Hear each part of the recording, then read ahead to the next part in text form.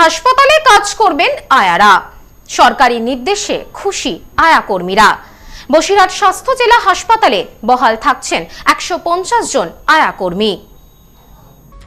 মুখে হাসি আয়াদের, হাসপাতালেই কাজ করবেন আয়ারা। মানবিক উদ্যোগ মুখ্যমন্ত্রীর।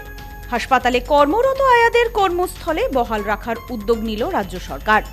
মুখ্যমন্ত্রীর এমন উদ্যোগে খুশি আয়ারা। জানা যায়, স্বাস্থ্য দপ্তরের নির্দেশ অনুযায়ী আগামী 31শে আগস্ট এর মধ্যে বিভিন্ন সরকারি হাসপাতালগুলিতে কর্মরত আয়াদের হাসপাতাল ছেড়ে দেওয়ার নির্দেশ দেওয়া হয়েছিল। আর এই নির্দেশে কার্যত অনিশ্চয়তার মুখে পড়েছিলেন আয়ারা।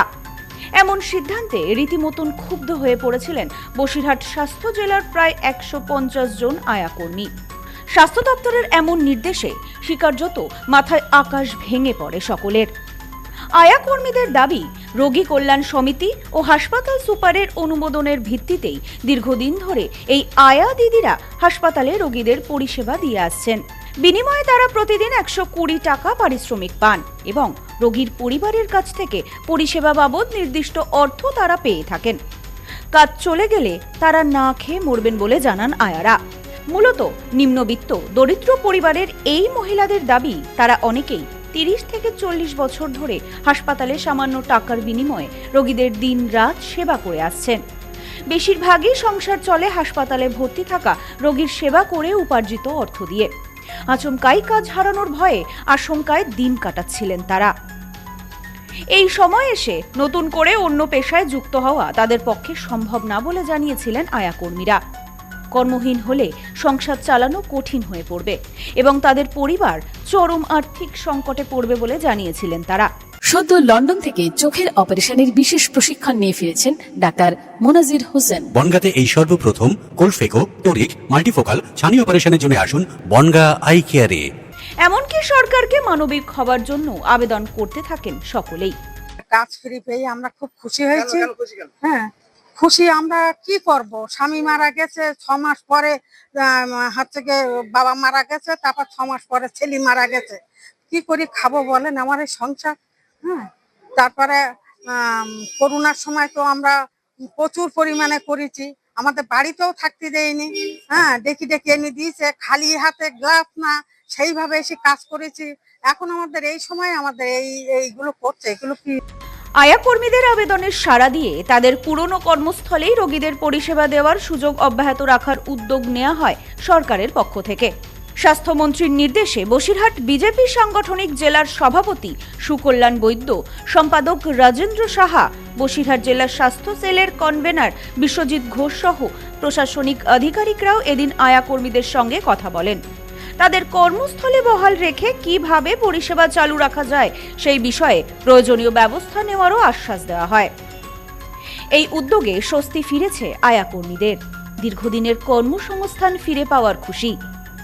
দেখুন, আমাদের সরকার মানবিক সরকার। আমরা কোনোভাবেই চাই না যে কারোর গ্রাসাচ্ছাদন বন্ধ হয়ে যাক।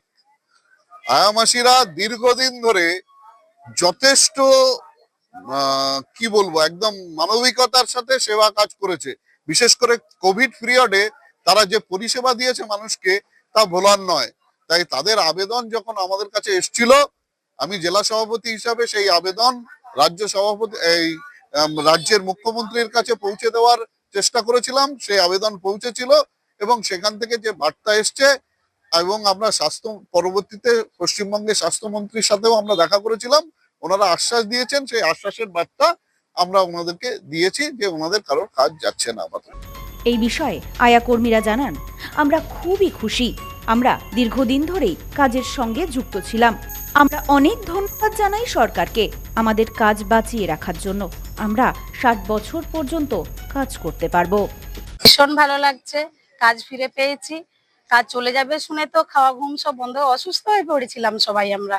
তা এখন খুবই ভালো লাগছে, কাজ ফিরে পেয়েছি। 60 বছর পর্যন্ত কাজ করতে পারবো বলে দিয়েছেন। আমি 21 বছর ধরে কাজ করছি। কাজ ফিরে পেয়েছি। আমাদের জেলা সভাপতি সুকল্যাণদা, উনি পাঠিয়েছিলেন ভারতীয় জনতা পার্টি। উনি আমাদের কথা শুনেছেন মুখ্যমন্ত্রী শুভেন্দু মহাশয়, উনিও কথা শুনেছেন আমাদের আবেদন আমরা করেছিলাম, কথা রেখেছেন, বলেছেন যে আমাদের মুখের গ্রাস ভীষণ খুশি। উনি বলেছেন কারোর মুখের গ্রাস কাটবো না, কাজ করছো ভালোভাবে পরিষেবা দাও, আমরাও চেষ্টা করবো ভালোভাবে পরিষেবা দেওয়ার।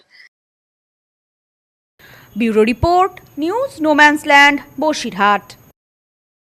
নেউপিসি জুয়েলার্স, সম্পর্ক গড়ে দেয়। বনগাঁতে আমাদের 3টি শোরুম প্রতিদিনই খোলা। নেউপিসি জুয়েলার্স, বনগা বাটার মোড়। নিউ পিসি জুয়েলার্স ব্রাঞ্চ কুমদিন স্কুলের বিপরীতে। New PC jewellers beauty, Motiganj, Hatkhola. আমাদের এখানে সোনা কিনুন পেপারের দামে।